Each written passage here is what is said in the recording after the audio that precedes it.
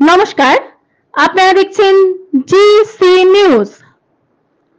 বীরভূমে তারাপীঠে মা তারার পুজো দিয়ে ও চা চক্রে যোগদানের মধ্যে দিয়ে প্রচার শুরু করলেন বীরভূমের বিজেপি লোকসভা প্রার্থী প্রাক্তন আইপিএস শ্রী দেবাশিস ধর মহাশয়। তিনি জানান, বিগত 15 বছর ধরে তৃণমূল কংগ্রেসের লোকসভা প্রার্থী শতাব্দী রায় মহাশয়া কথা দিয়েও অনেক কাজ করেননি। তা নিয়েই তিনি মানুষের কাছে পৌঁছাবেন।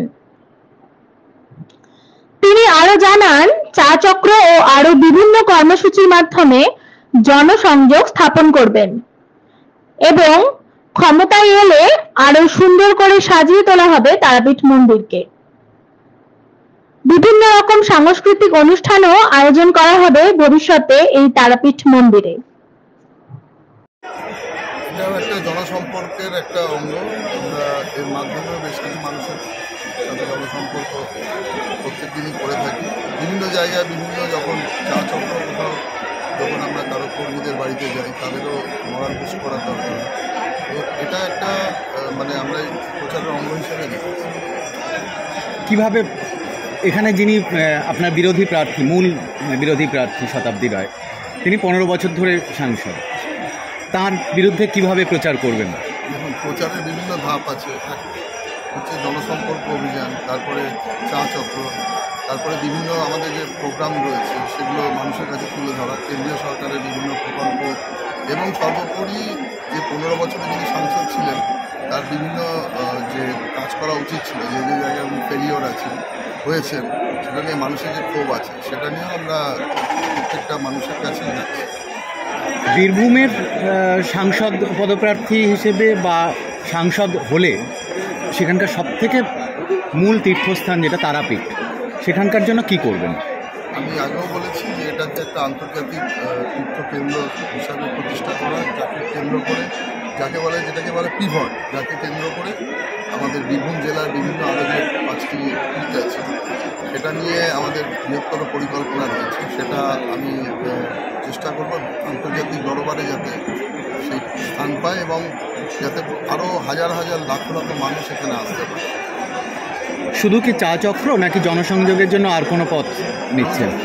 বিভিন্ন পথ রয়েছে। আমাদের পরে ডোর টু ডোর ক্যাম্পেইনিং আছে, আমাদের রোড শো আছে, এরপরে বিভিন্ন জায়গায় আমাদের যে বক্তব্য মানুষের কাছে পৌঁছে দেওয়া, তারপরে বিভিন্ন মাধ্যমের মাধ্যমে মানুষকে অ্যাপিলে যাওয়া, এবং সর্বোপরি কিছু পথনাটিকা, কিছু আমাদের ফাংশন বা অন্যান্য যে মাধ্যমগুলো রয়েছে সেটা আমরা অবলম্বন করি প্রত্যেকটি স্তরে স্তরে। এবং আমাদের যে কর্মীরা রয়েছেন বিভিন্ন স্তরের, যারা আমাদের যে মোর্চা আছে, তাদেরকে দিয়ে আমরা প্রত্যেকটি মানুষের সাথে কানেক্ট করানোর পরিকল্পনা করেছি। আরেকটা কর্মসূচি শুনছিলাম যে আপনারা ভ্যান নিয়ে বিভিন্ন জায়গায় যাবেন মানুষের কাছে, সেটা আজ থেকে আরও ব্যাপকভাবে শুরু হবে।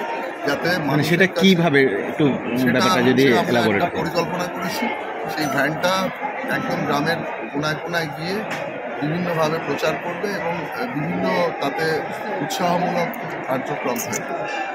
আর তারাপীঠে বিভিন্ন নাকি সাংস্কৃতিক অনুষ্ঠান, সাংস্কৃতিক সন্ধ্যার একটা আয়োজন করছেন। তারাপীঠ দিয়ে শুরু হবে। এটা পুরো আমার মানে লোকসভা কেন্দ্রের জন্য এটা থাকবে আগামী 2 মাস। মানে ঠিক কি হবে সেটা? কালচারাল প্রোগ্রাম থাকবে। সেটা কি রাজনীতি বিষয়ক নাকি? হ্যাঁ, অবশ্যই রাজনীতিক লোক। মানে তার মধ্যে দিয়ে কি ধরনের বিষয় তুলে ধরছেন? একটাই বার্তা থাকবে যে মাননীয় প্রধানমন্ত্রীজি এতদিন যে কাজ করেছেন বিগত 10 বছর, এবং কেন্দ্রীয় সরকারের যে আমাদের বিভিন্ন সাকসেসগুলো আছে, বিভিন্ন স্কিমসগুলো আছে, এবং গ্রামের মানুষ কতটা সেটা পেয়েছেন আমাদের এখানে, কতটা পাননি, এবং রাজ্য সরকারের কতটা ব্যর্থতা, এবং সর্বোপরি আমাদের দেশকে যে জায়গায় উনি প্রতিষ্ঠিত করেছেন সেটা নিয়ে অবশ্যই প্রচারের অঙ্গ হিসেবে থাকবে। এই ধরনেরই আরও আপডেট পেতে সঙ্গে থাকুন জিসি নিউজের।